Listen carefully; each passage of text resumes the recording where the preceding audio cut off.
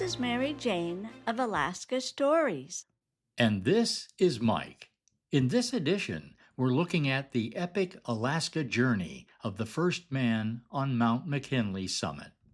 First named Denali by the Denali people of Alaska, the mountain is now officially known as Mount McKinley, the tallest mountain in North America, which stands 20,310 feet tall. Each year, around 1,000 to 1,200 people attempt to climb the mountain. Only about half of them make it, and all of them use modern-day survival gear, climbing equipment, and cozy tents. Walter Harper was born in 1892, the son of a Koyukon Athabascan mother.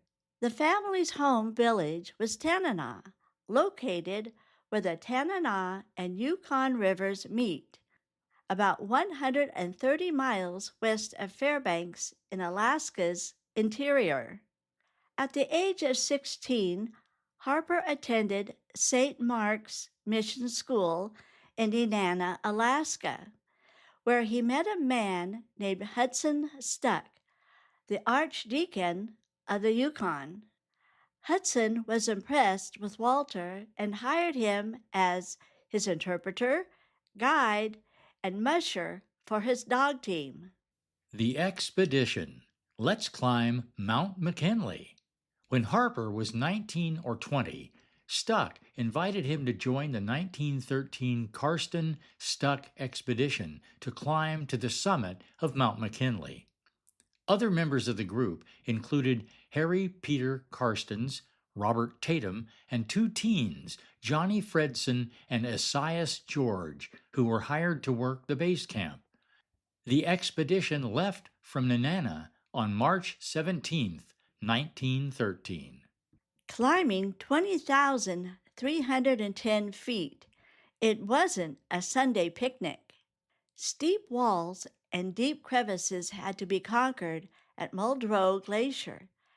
At one point, there was a fire in their tent, and it took 3 weeks to make it through what is now known as Karstens Ridge. At the time of their climb, the ridge trail was blocked by large rocks and huge chunks of ice left by an earthquake the year before. The final camp, 18,000 feet, the highest camp ever in North America. On June 6, the expedition set up its final camp before ascending to the top of the mountain. The very next morning, they left camp at 4 a.m.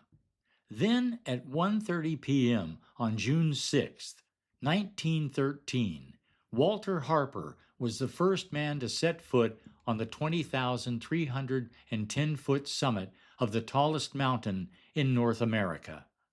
When expedition member Robert Tatum joined him, Tatum stood there in awe. He said it was like looking out of a window of heaven.